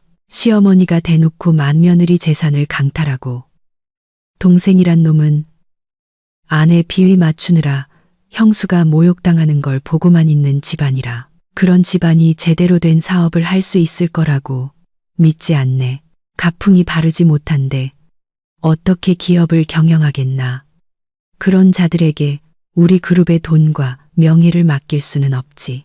회장님의 말씀은 제 머리를 내리치는 망치와 같았습니다. 너무나도 옳은 말씀이라 저는 아무런 변명도 할 수 없었습니다. 자네는 능력 있고 자존심 있는 사람인 걸 알아서 안타깝네만 자네 동생과 어머니가 모든 걸 망쳐버렸어. 동생한테 계약 해지 준비하라고 전하게. 그럼 이만. 회장님은 냉정하게 전화를 끊었습니다. 뚜뚜뚜 하는 신호음이 귓가에 무한히 울렸습니다. 저는 힘없이 의자에 기댔습니다. 온몸의 기운이 빠져나가는 것 같았습니다. 끝났습니다. 그러는 끝났습니다. 탐욕과 무지의 대가는 생각보다 빨리 찾아왔습니다. 민호의 회사는 무너질 것이고 그 녀석의 성격과 숨겨왔던 빚더미를 생각하면 진짜 비극은 이제부터 시작될 것이었습니다. 저는 꺼진 컴퓨터 화면을 멍하니 바라보았습니다. 회장님의 말이 머릿속을 맴돌았습니다. 제 동생은 이런 큰 충격을 감당할 능력이 없다는 것을 알았습니다. 그의 회사는 부모님 돈과 여기저기서 빌린 돈으로 세운 허울 좋은 껍데기에 불과했습니다. 이제 주된 자금줄이 끊겼으니 도미노처럼 무너질 것입니다. 점심시간이 다 되어갈 무렵 휴대폰이 계속해서 울렸습니다. 전화가 아니라 낯선 번호로 온 메시지였습니다. 열어보니 짧지만 공포가 가득한 메시지였습니다. 형, 나 좀 살려줘. 지금 회사 사무실에 숨어 있어. 사채업자들이 밖을 다 에워싸고 있어. 무서워서 못 나가겠어. 제발 와서 나 좀 구해줘. 형한테 빌게. 메시지와 함께 사무실 창문 틈으로 몰래 찍은 사진이 첨부되어 있었습니다. 건물 아래에는 문신을 한 험상짐은 남자 몇 명이 맞은편 찻집에 앉아 감시하고 있었습니다. 저는 한숨을 쉬었습니다. 분노와 연민이 뒤섞였습니다. 연을 끊겠다고 선언했지만 동생이 막다른 길에 몰린 것을 보니 양심상 완전히 외면할 수는 없었습니다. 게다가 저 조폭들이 무슨 짓을 할지 몰랐습니다. 저는 수진에게 점심은 밖에서 해결하고 오겠다는 메시지를 보내고 문단속을 잘하라고 당부했습니다. 그리고 택시를 잡아 민호의 회사로 향했습니다. 눈에 띄지 않기 위해 제 차는 두고 갔습니다. 도착해보니 정말로 험상궂은 남자 몇 명이 건물 로비 주변을 어슬렁거리고 있었습니다. 저는 모자를 깊이 눌러쓰고 화물 운송용 뒷문으로 향했습니다. 예전에 안면을 터둔 경비원 덕분에 들키지 않고 민호의 사무실로 올라갈 수 있었습니다. 사무실 문은 잠겨 있지 않았지만 안은 커튼이 쳐져 어두컴컴했습니다. 바닥에는 서류들이 마구 흩어져 있었고 공기는 탁한 담배 연기로 가득했습니다. 둘러보니 민호가 책상 밑에 웅크리고 앉아 있었습니다. 두 손으로 머리를 감싸쥔 채 온몸을 벌벌 떨고 있었습니다. 그 모습은 이틀 전 결혼식에서의 번지르르한 모습과는 너무나도 달랐습니다. 저는 다가가 책상을 가볍게 두드렸습니다. 민호는 화들짝 놀라며 고개를 들었습니다. 찌라고 붉게 충혈된 눈으로 저를 보더니 형인 것을 확인하고는 와락 울음을 터뜨렸습니다. 그는 물에 빠진 사람이 지푸라기라도 잡듯 제 다리를 붙잡고 애원했습니다. 형, 살려줘. 형이 안 구해주면 저놈들이 날 죽일 거야. 너무 무서워. 저는 녀석의 손을 뿌리치고 의자에 앉아 엄한 눈으로 그를 쳐다보았습니다. 당장 일어나.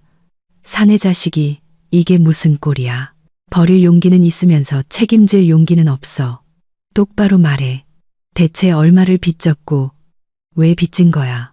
민호는 비틀거리며 일어나 바닥에 주저앉아 고개를 숙인 채 중얼거렸습니다. 나 걔네한테 20억 빚졌어. 20억. 대체 뭘 했길래 20억이나 빚을 져? 부모님이 사업 자금으로 주신 돈은 다 어디 갔어? 민호는 한참을 우물쭈물하더니 실토했습니다. 친구들 꼬임에 넘어가 주식과 코인에 손을 댔다는 것이었습니다.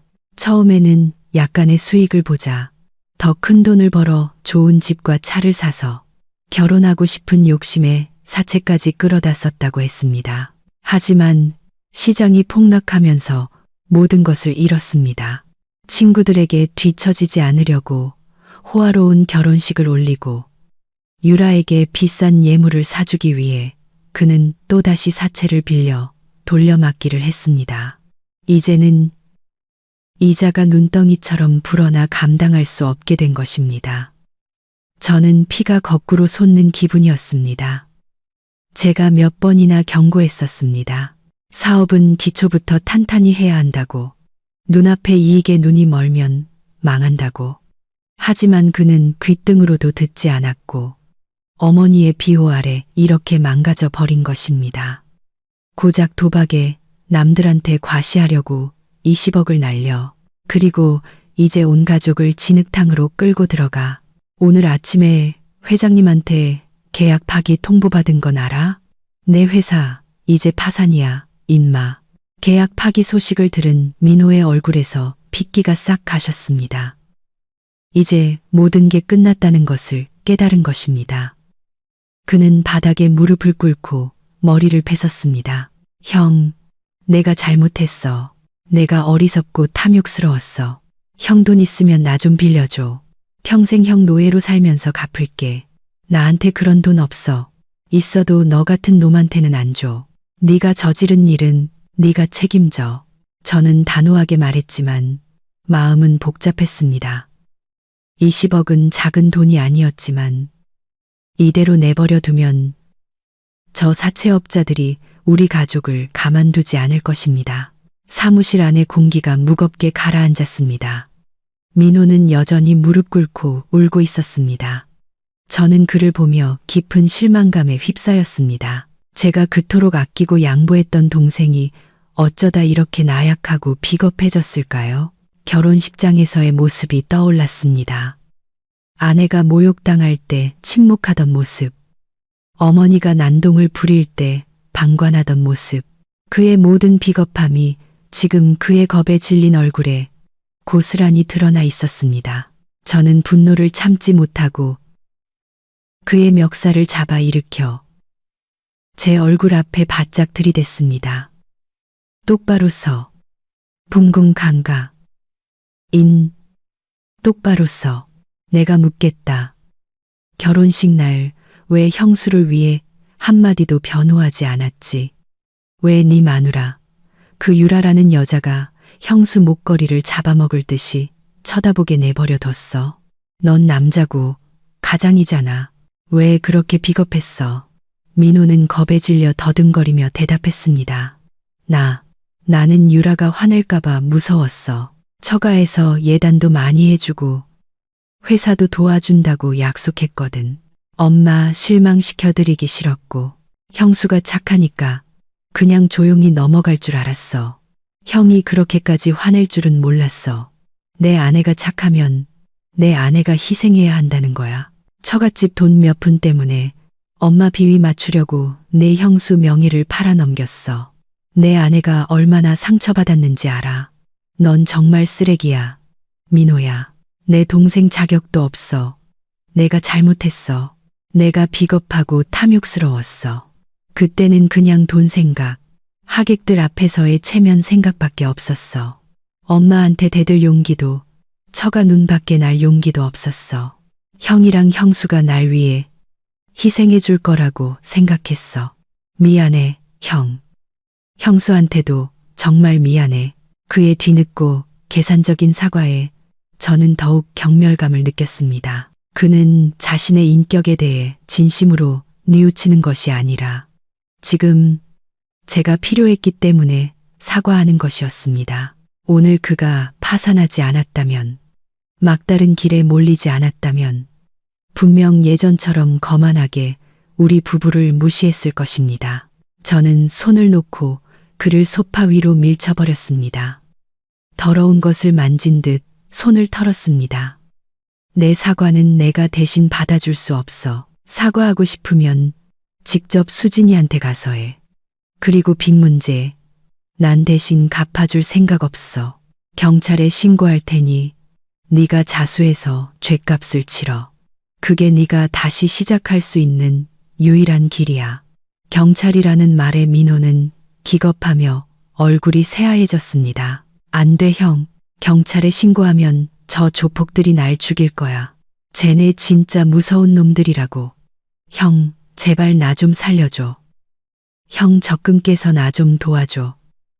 나 진짜 새 사람 될게. 안 된다고 했지. 그 돈은 우리 부부가 미래를 위해 피땀 흘려 모은 돈이야. 내 어리석음을 갚아주려고 모은 돈이 아니라고. 넌 이번에 뼈저리게 느껴야 해. 저는 단호하게 거절했습니다. 이번에 마음이 약해지면 다음, 또 그 다음이 있을 것이라는 것을 알았기 때문입니다. 도박은 한 번 빠지면 쉽게 헤어나올 수 없는 중독과 같았습니다. 저는 울부짖는 그를 내버려 두고 돌아서서 나가려 했습니다.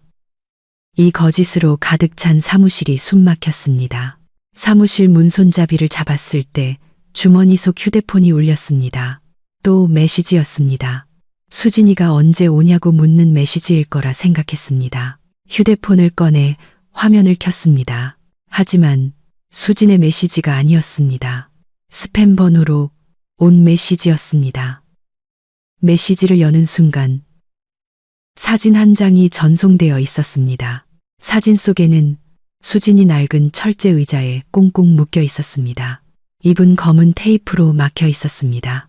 긴 머리카락이 얼굴 일부를 가렸지만 공포와 두려움에 가득 찬 그녀의 눈을 알아볼 수 있었습니다. 이마에는 긁힌 상처에서 피가 흘러내려 창백한 뺨 위로 붉은 핏자국을 남기고 있었습니다.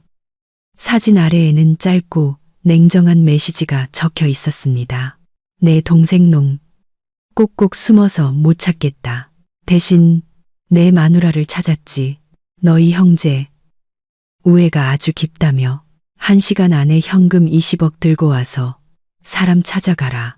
경찰에 신고하거나 1분이라도 늦으면 내 마누라 손가락부터 하나씩 잘라서 기념품으로 보내주겠다. 돈 준비되면 주소 보내주지. 손에 들고 있던 휴대폰이 바닥으로 떨어졌습니다. 귀가 멍멍해지고 눈앞이 캄캄해졌습니다. 저는 비틀거리며 문틀을 잡고 겨우 서 있었습니다. 수진이가 납치됐다. 이 천벌을 받을 동생 놈 때문에 내 아내가 납치됐다. 그놈들은 민호를 찾지 못하자 저를 미행했거나 우리 집 주소를 알아내 수진을 납치해 저를 압박하는 것이었습니다. 저는 상처 입은 짐승처럼 고통스러운 신음을 내뱉으며 다시 돌아서서 민호의 멱살을 잡았습니다. 그 순간 저의 모든 평정과 이성은 사라졌습니다. 당장 이놈을 죽여버리고 싶었습니다. 이것 좀 봐. 네가 무슨 짓을 저질렀는지 똑똑히 보라고. 저는 휴대폰을 그의 얼굴에 들이밀었습니다. 피투성이가 된 채 묶여있는 형수 사진을 본 민호는 비명을 지르며 제 휴대폰을 떨어뜨렸습니다. 형수님이 왜? 쟤네가 형수님을 납치했어. 형, 난 몰랐어. 일부러 그런 게 아니야. 네가 일부러 그런 게 아닌데 내 아내가 죽게 생겼다고. 1시간 안에 20억을 달래. 내가 지금 당장 현금 20억을 어디서 구해? 저는 그를 놓고 절망적으로 머리를 감싸 쥐었습니다. 우리 부부의 예금은 모두 정기예금으로 묶여 있었습니다. 이렇게 큰 돈을 당장 인출하려면 시간이 필요했고 결혼 예물까지 팔아야 겨우 맞출 수 있을지도 몰랐습니다. 1시간은 너무 짧았습니다. 그들은 저를 막다른 길로 몰고 있었습니다. 다시 휴대폰이 울렸습니다. 아까 그 낯선 번호였습니다.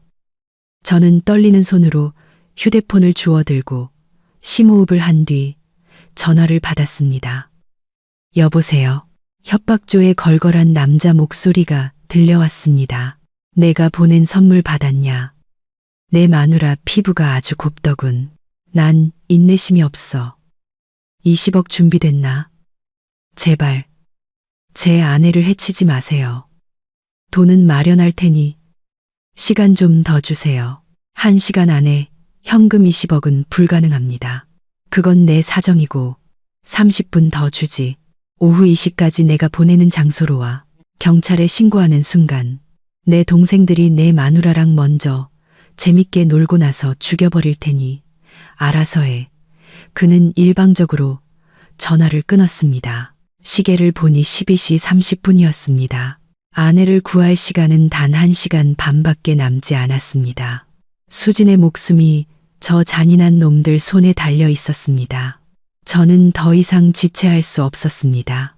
저는 민호를 돌아보며 불타는 눈으로 말했습니다. 일어나, 따라와. 네가 저지른 일, 네가 같이 해결해야 해. 내 아내한테 무슨 일이라도 생기면 내 손으로 널 먼저 죽이고 감옥에 갈 테다. 민호는 겁에 질려 눈물 콧물을 흘리며 고개를 끄덕였습니다. 그 역시 돌이킬 수 없는 실수를 저질렀다는 것을 깨달은 것입니다. 갈게, 형. 같이 갈게. 형수님 구하기 위해서라면 뭐든지 할게. 형, 지금 어디로 가?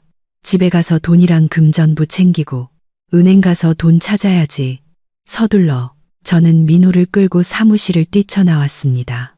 제 머릿속에는 고통과 두려움에 떨고 있을 수진의 모습뿐이었습니다.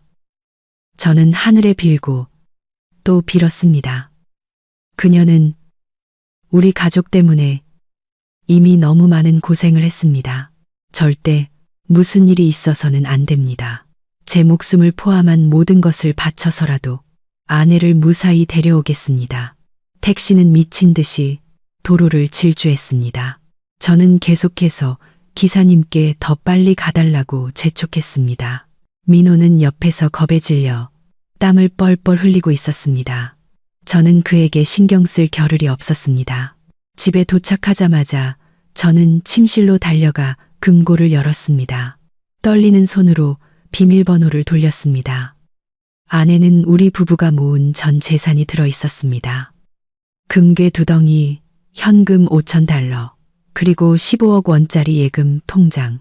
저는 모든 것을 가방에 쓸어 담고 민호에게 소리쳤습니다. 멍하니 서서 뭐해? 친구, 동료, 아는 사람 모두에게 전화해서 돈 빌려. 한 푼이라도 아쉬워. 빨리.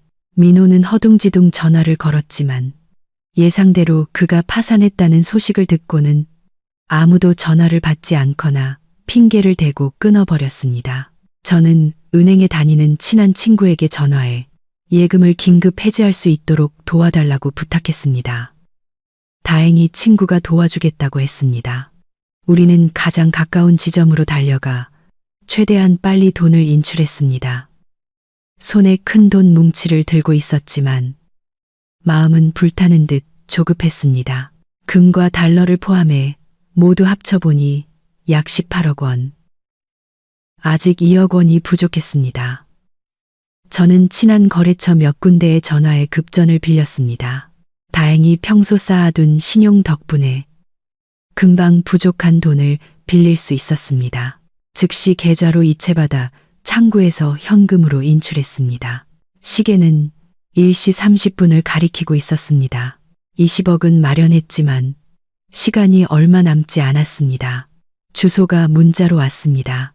도시 외곽의 낡은 공단 깊숙한 곳에 있는 폐창고였습니다. 그곳까지는 거의 20km나 떨어져 있었습니다. 우리는 다른 택시를 잡아 약속 장소로 향했습니다. 차 안에서 민호가 떨리는 목소리로 말했습니다. 형, 경찰에 신고하자. 쟤네 돈 받고 사람 안 풀어주면 어떡해. 위험을 감수할 순 없어. 내 형수 목숨이 돈보다 중요해. 낌새가 이상하면 쟤들이 수진이를 해칠 거야. 넌 입 다물고 내가 시키는 대로 해. 도착하면 내가 돈 가지고 들어갈게. 넌 밖에서 숨어서 지켜봐. 30분이 지나도 내가 안 나오거나 총소리나 비명소리가 들리면 바로 경찰에 신고해. 알았지? 안 돼, 형. 내가 들어갈게. 내가 저지른 죄니까 내가 책임져야 해. 잔말 말고 시키는 대로 해. 네가 들어가서 겁먹고 일 그르치면 어떡할 건데. 내가 수진이 남편이니까 내가 직접 구해야 해. 이게 네가 속죄할 마지막 기회야, 민호야. 민호는 눈물을 글썽이며 고개를 끄덕였습니다. 택시는 창고 지역으로 들어가는 흙길 입구에 섰습니다. 저는 돈을 내고 무거운 돈 가방을 든 채 심호흡을 하고 차에서 내렸습니다. 주변은 사람 키보다 높은 잡초가 무성한 황량한 곳이었습니다. 낡고 녹슨 창고들이 한낮의 뜨거운 햇볕 아래 고요히 서 있었습니다. 저는 민호에게 입구 근처 덤불에 숨으라고 신호하고 당당하게 안으로 들어갔습니다. 발밑에서 자갈 밟는 소리가 선명하게 들렸습니다. 심장은 미친 듯이 뛰었지만 저는 최대한 냉정한 표정을 유지하려 애썼습니다. 수진이가 저를 기다리고 있었기 때문입니다. 넓은 창고 안으로 들어서자 곰팡내와 낡은 기계, 기름 냄새가 코를 찔렀습니다. 깨진 유리창 틈으로 들어온 빛이 먼지, 쌓인 시멘트 바닥 위로 얼룩덜룩한 그림자를 만들었습니다. 창고 중앙에는 문신을 한 거구의 남자 2명이 드럼통 위에 앉아 있었습니다. 그들 손에는 번쩍이는 칼이 들려 있었습니다. 얼굴에 긴 흉터가 있는 대머리 남자가 저를 보고 일어섰습니다. 그는 누런 이를 드러내며 비웃었습니다. 제법이군. 시간 맞춰 왔네. 돈은? 저는 돈 가방을 들어 보이며 단호하게 말했습니다. 돈은 여기 있다. 20억 한 푼도 모자라지 않아. 내 아내는 어디 있지? 대머리가 창고의 어두운 구석을 턱으로 가리켰습니다. 그곳을 보는 순간 제 심장이 낳는 것 같았습니다. 수지는 철제 의자에 묶여 있었고 입은 여전히 테이프로 막혀 있었습니다. 그녀는 저를 보고 눈을 크게 뜨며 눈물을 쏟아냈습니다. 아내가 필사적으로 몸부림쳤지만 소용없었습니다. 만신창이가 된 아내의 모습을 보니 당장 저놈들을 갈기갈기 찢어버리고 싶었습니다. 돈 이리 가져와. 세보고 맞으면 사람 풀어주지. 대머리가 명령했습니다. 저는 천천히 그에게 다가가면서도 아내를 안심시키기 위해 계속 눈을 맞췄습니다. 낡은 나무 테이블 위에 돈 가방을 내려놓고 지퍼를 열었습니다. 파란색 지폐 뭉치가 드러나자 두 놈의 눈이 탐욕으로 번뜩였습니다. 동료 놈이 달려들어 가방을 낚아채려 했지만 저는 재빨리 지퍼를 닫고 가방을 꽉 잡았습니다. 잠깐, 내 아내 목소리부터 듣겠다. 무사한 걸 확인하고 돈을 주지. 대머리가 비웃으며 동료에게 눈짓했습니다. 동료 놈은 수진에게 다가가 입에 붙은 테이프를 거칠게 떼어냈습니다. 수지는 고통스러운 비명을 지르며 제 이름을 불렀습니다. 민준 씨, 저놈들한테 돈 주지 마요. 도망가요. 수진아, 괜찮아. 내가 왔어. 내가 당신 데리고 갈게. 저는 아내를 안심시키며 주변을 살폈습니다. 이곳에는 저 두 놈뿐인 것 같았습니다. 놈들은 제가 힘없는 회사원이라고 얕보고 있었습니다. 들었지? 내 마누라 아직 쌩쌩해. 이제 돈 내놔. 저는 돈 가방을 그들에게 밀어주었습니다. 두 놈은 돈을 세기 시작했습니다. 그들이 돈에 정신이 팔린 틈을 타 저는 문 밖을 힐끗 보았습니다. 민호가 상황을 잘 보고 있기를 바랐습니다. 수진을 구출하려면 시선을 분산시킬 무언가가 필요했습니다. 그때 멀리서 경찰차 사이렌 소리가 들려오기 시작했습니다. 소리는 점점 더 가까워졌습니다. 두 놈은 깜짝 놀라 고개를 들었습니다. 경찰에 신고했어. 이 개자식아? 대머리가 소리치며 테이블 위에 칼을 집어들고 수진에게 달려들었습니다. 아내를 인질로 삼아 도망치려는 것이었습니다. 상황이 극도로 위험해졌습니다. 밖에 민호가 압박을 이기지 못하고 예정보다 빨리 경찰에 신고한 것이 틀림없었습니다. 내 아내한테 손대지 마. 저는 소리치며 온 힘을 다해 대머리에게 돌진했습니다. 제 머리가 그의 복부를 들이받자 그는 비틀거리며 뒤로 물러섰습니다. 저는 다른 놈에게 주먹을 날렸습니다. 혼란스러운 싸움이 벌어졌습니다. 저는 싸움 기술은 없었지만 사랑하는 사람을 지키기 위한 생존 본능으로 싸웠습니다. 대머리는 곧 정신을 차리고 미친 듯이 칼을 휘둘렀습니다. 치명적인 공격은 피했지만 칼날이 팔뚝을 스쳐 피가 흘러나왔습니다. 하지만 고통은 느껴지지 않았습니다. 저는 바닥에 떨어진 쇠파이프를 집어들고 두 놈에게 맞섰습니다. 동료 놈이 수진을 끌고 가기 위해 밧줄을 자르려 했습니다. 수진은 격렬하게 저항하며 그를 발로 찼습니다. 민준 씨, 구해줘요.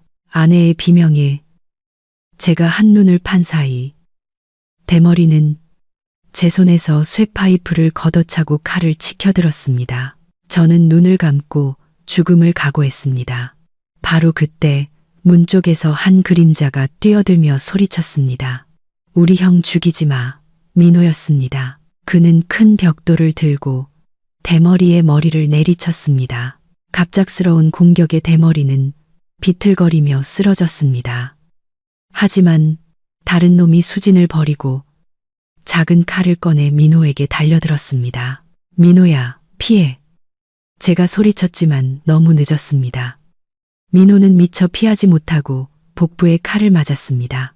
그는 배를 움켜쥐고 쓰러졌고 손가슴 사이로 피가 쏟아져 나왔습니다. 민호야, 저는 소리치며 달려가 놈의 칼을 걷어차고 그가 쓰러질 때까지 주먹을 날렸습니다. 대머리가 비틀거리며 일어나 도망치려던 순간 경찰들이 들이닥쳤습니다. 수십 개의 총구가 그를 향했고 꼼짝 마 하는 외침이 창고를 울렸습니다. 두 놈은 순식간에 제압되었습니다.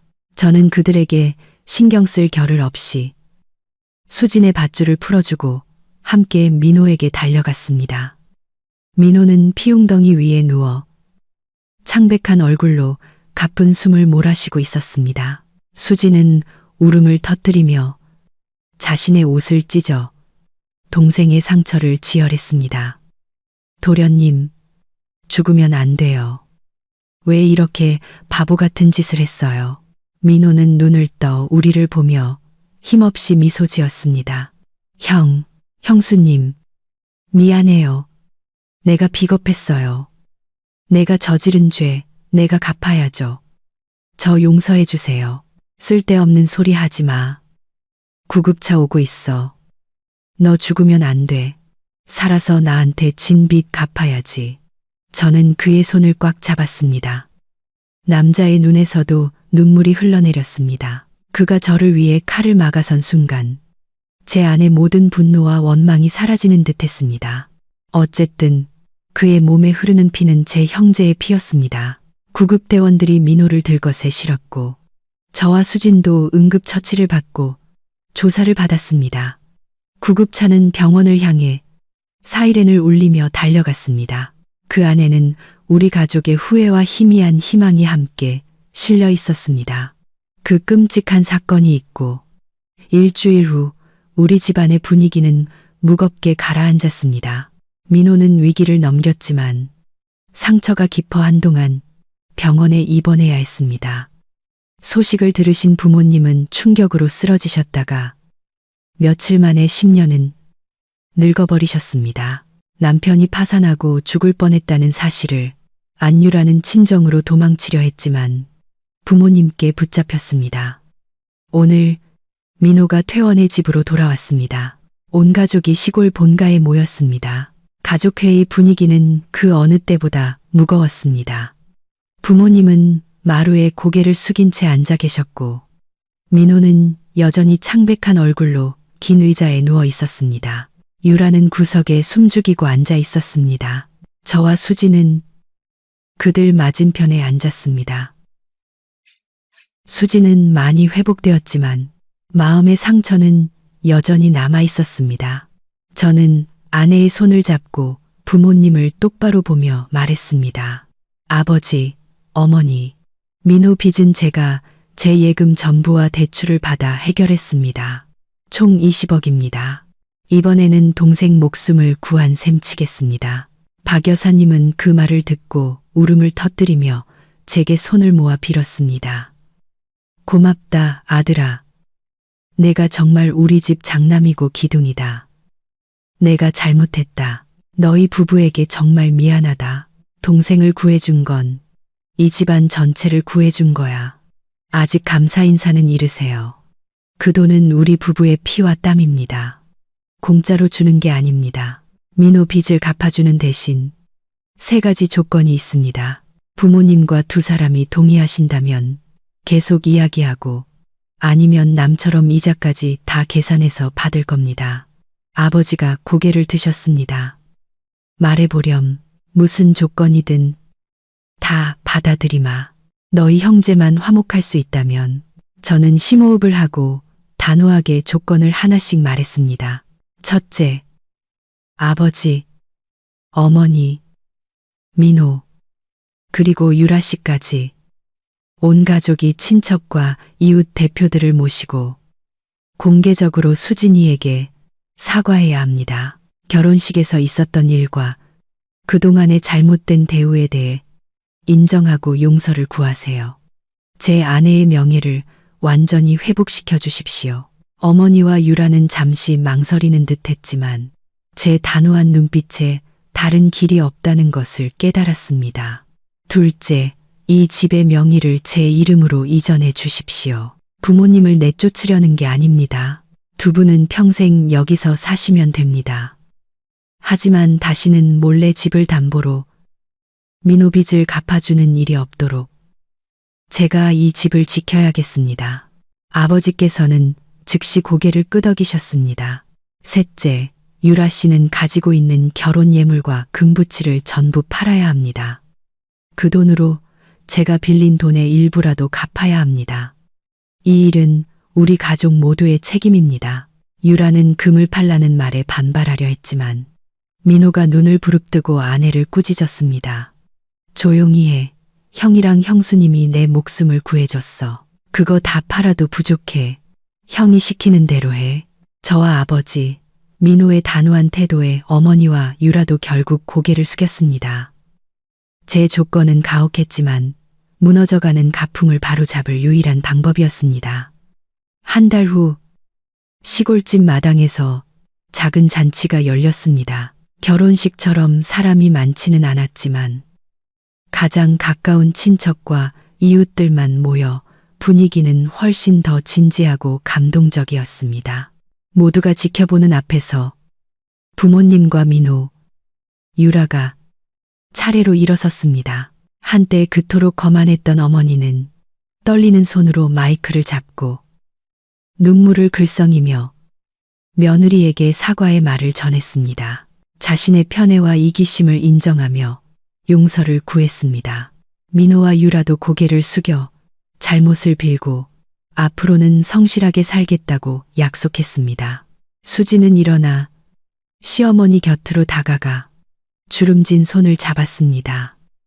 그녀는 많은 말을 하지 않았습니다. 그저 지난 일은 잊고 앞으로 가족이 화목하게 지내는 것이 중요하다고 부드럽게 말했습니다. 수진의 너그러움에 모든 친척들이 감동했고 어머니는 부끄러움과 후회에 목 놓아 우셨습니다. 그날 이후 저는 약속대로 행동했습니다. 파산 직전이던 민호의 회사를 인수해 제 회사의 작은 자회사로 편입시켰습니다. 민호는 대표직에서 해임되고 물류창고 직원으로 내려가 가장 기본적인 월급을 받으며 처음부터 다시 배우기 시작했습니다. 돈과 노동의 가치를 깨닫게 해주고 싶었습니다. 유라도 모든 예물을 팔고 남은 돈으로 시골에서 작은 가게를 열었습니다. 삶은 서서히 제 궤도를 찾아갔습니다.